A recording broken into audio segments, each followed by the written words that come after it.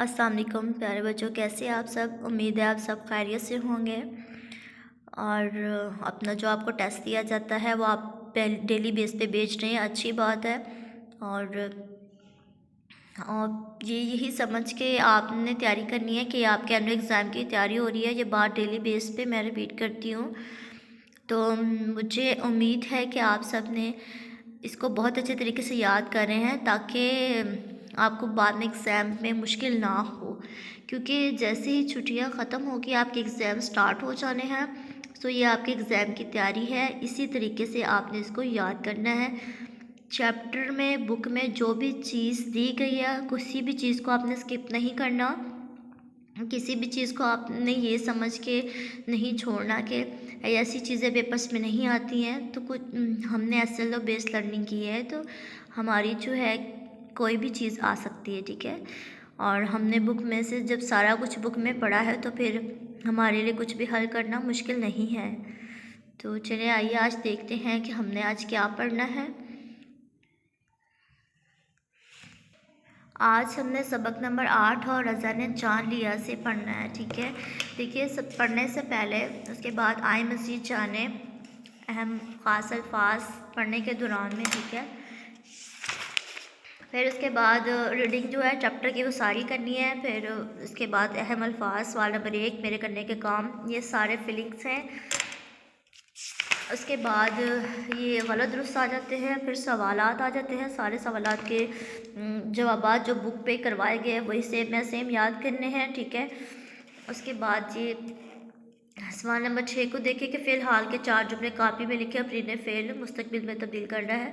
ये भी करवाए गए हैं, सेम वैसे ही आपने इनको याद करना है। उसके बाद सवाल नंबर 8 है कि अल्फाज के मुतज़ाद लिखकर जुमले मुकम्मल करने हैं। तो ये लिखा हुआ है अल्फाज, इसका मुतज़ाद आपने यहाँ लिख देना है। उसके बाद है कि वो में से जानवरों के नाम तलाश करें और जिनकी कुर्बानी जायज़ है और उन्हें सामने लिखें। तो वो मेरी बुक पे भी लिखे हुए हैं, आपकी बुक पे मैंने लिखवाए हुए हैं। अदरवाइज़ अगर किसी की बुक पे नोट नहीं है तो वो यहाँ से देख के नोट कर सकता है। दैन ये पैराग्राफ आ जाता है, इसमें से सवालों के जवाब ढूंढ के लिखने हैं। उसके बाद है कि आपका पसंदीदा त्यौहार कौन सा है और क्यों। 5 जुमलों में लिख कर बताया। तो ये 5 जुमले मैंने लिखे हुए हैं और आप सबको लिखवाए भी हुए हैं, तो आपने वही याद करते हैं। उसके बाद है कि दिए हुए अल्फाज को अपने जुमलों में सवाल कीजिए, तो इनको आपने अपने जुमलों में लिखना है। उसके साथ हमारा जायज़ा नंबर 2 आ जाता है, ठीक है, कि मुद्दे पेशों से वाबस्ता लोग हमारे काम किस तरह से संवारते हैं। 2 मुद्दे पेशों के बारे में बताएं, तो वो मैंने बताए भी हुए हैं, ऊपर लिखे भी हैं, बुक पे आप देख सकते हैं। उसके बाद सवाल नंबर 2 की दी और ट्रैफिक के निशानात गौर से देखें, इनके बारे में बताएं किस लिए इस्तेमाल होते हैं। उसके बाद पैराग्राफ में से सवालों के जवाब देने हैं और यहाँ से इसमें से इसम मार्फा इसम नकरा अलग अलग करके लिखने हैं।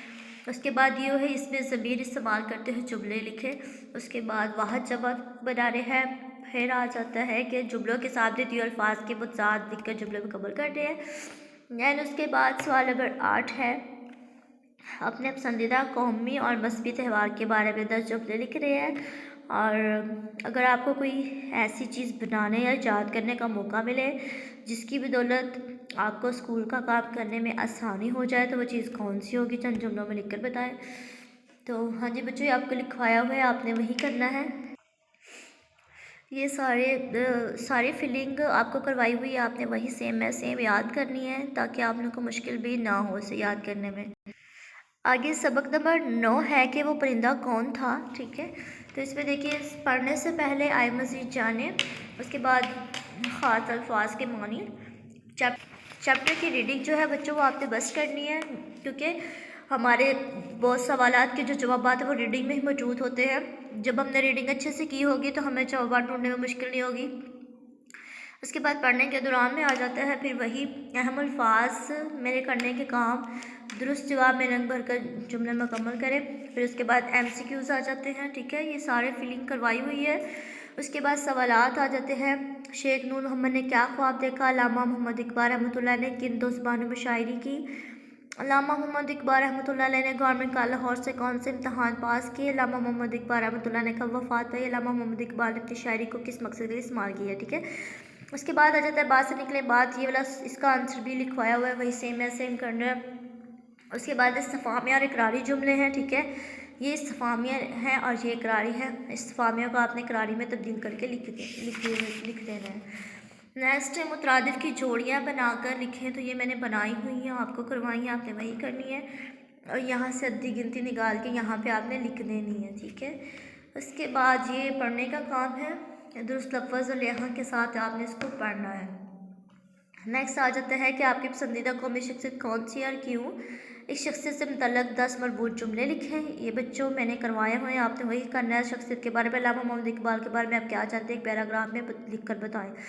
तो इन दोनों का सेम ही आंसर करवाया था, ताकि आप लोगों को दोबारा से कोई और चीज़ याद ना करनी पड़े और मुश्किल ना हो, ठीक है ना। तो आपने इसको यही याद कर लेना है जो मैंने आपको करवाया था। तो चलिए ठीक है, अपना आपने ख़ास ख्याल रखना है, बहुत अच्छे तरीके से तैयारी करनी है। ये आपके एग्ज़ाम की ही तैयारी है। यही चीज़ बार बार रिपीट करती हूँ ताकि आप लोगों को भूले भी ना कि हम एग्ज़ाम की तैयारी कर रहे हैं, ठीक है। अपना ख्याल रखिएगा, दुआ में याद रखिएगा। फ़ी अमानिल्लाह।